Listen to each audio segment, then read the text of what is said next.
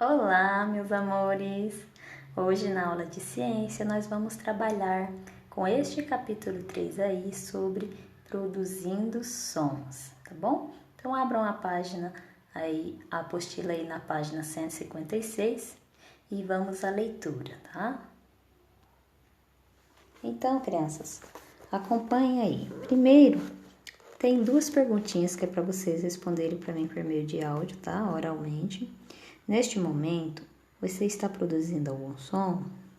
Se você respondeu sim, que som é esse? Tá? Então, vocês vão responder para mim essas perguntinhas aí.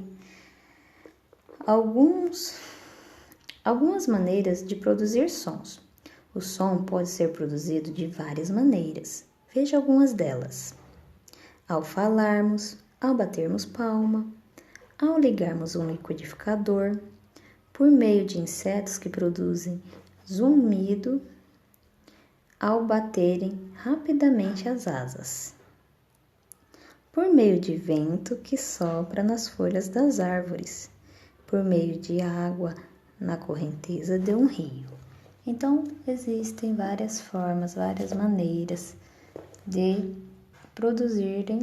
serem produzidos sons, tá? O que é um zumbido? Um zumbido é um ruído, é um som também, tá bom? Vamos lá. Na próxima página, escrito assim: som dos animais. Cada animal tem um jeito próprio de se comunicar. Observe as fotografias de alguns animais. Você sabe imitar o som de cada um deles? Então, meus amores, respondam aqui para a Pro se vocês sabem imitar o som de cada um desses animais, tá? E imitem o som para mim por meio de áudio de cada um desses animais, tá bom? Do cachorro, do gato, do lobo, do boi, certo? Também do porquinho, do sapo, do carneiro e do grilo. Imitem para mim os sons que vocês conhecem, tá bom? Continuando a leitura agora aqui na página 158, ao analisar as fotografias das páginas 157 e 158, temos a impressão de que esses animais possuem tamanhos aproximados, mas isso na realidade não ocorre, gente. Sabemos que eles possuem tamanhos diferentes, tá? Por exemplo, o boi é muito maior que o cachorro, e o cachorro é muitas vezes maior que o grilo. Muitas vezes ele quer dizer muito, muito maior que o grilo, tá? Por esse motivo, dizemos que os animais fotografados não estão com tamanho proporcionais entre si. Observe a seguir um esquema de comparação entre o tamanho médio desses animais adultos e o tamanho médio de uma criança de 10 anos. Olha só, a comparação para vocês terem uma noção, né? De uma criança um pouquinho maior que vocês, vamos dizer, tá? Olha só o tamanho do boi, o tamanho do lobo, da ovelha, do cachorro, do porco, do gato, do sapo e do grilo, certo?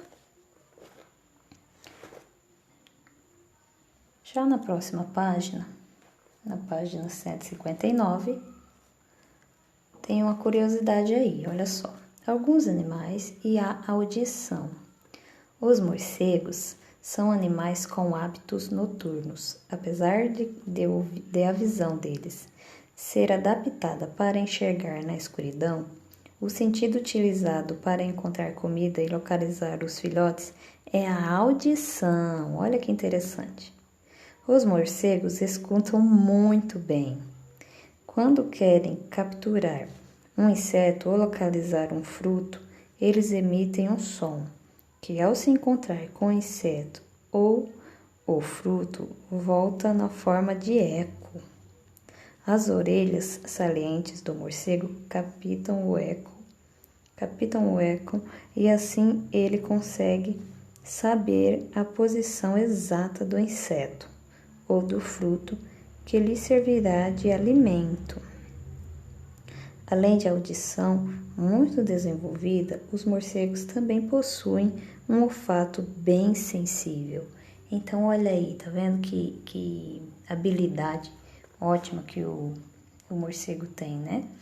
Ele dorme de dia e de noite ele caça, certo? Como é que ele faz para caçar? Utilizando a audição dele, tá?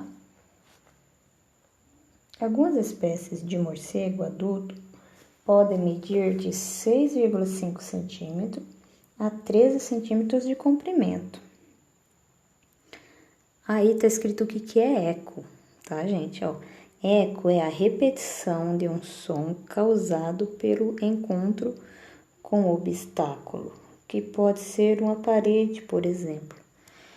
Lembra que ele emite um som e o som, quando chega até o inseto, que é a presa que ele quer ingerir, ou o fruto, quando chega até o inseto ou o fruto, esse som dá eco, né? Rebate, volta com eco, tá? Então ele ouve esse eco. Quando ele ouve, esse som o guia até o inseto ou o fruto, tá bom?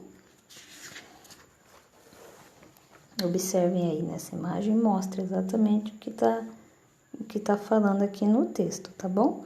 O morcego emitindo som aqui com a boca. Com esse som bate no inseto e volta como eco para o morcego. Então, isso faz com que ele vá direto ao inseto, tá bom? Então, crianças, por hoje é só, meus amores, na leitura. Na próxima página, eu vou pedir para que vocês tentem desenvolver as atividades aí, a leitura aí, tá bom? Tentem desenvolver a leitura sobre esse lobo-guará aqui, tá bom? Realizem a leitura aí com a mamãe, com o papai ou com o responsável, tá? Mãe, pai ou responsável, incentiva a criança a leitura aí, tá, meu? Por favor, para que eles possam desenvolver melhor, tá? Eu sei que tá tendo muita dificuldade para estarmos trabalhando nessas questões aí, temos que ter bastante paciência em relação a isso, tá bom? Mas é fazendo que eles vão aprender, tá? Então, vamos continuando aqui.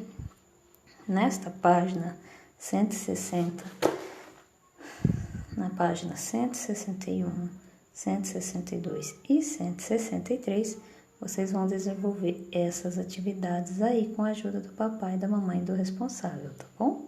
Então, realizem a leitura deste pequeno textinho e façam as atividades de hoje, tá, meus amores? Um beijo, eu aguardo o retorno de vocês durante o horário de aula aqui no grupo ou fora do horário de aula no particular. Até mais!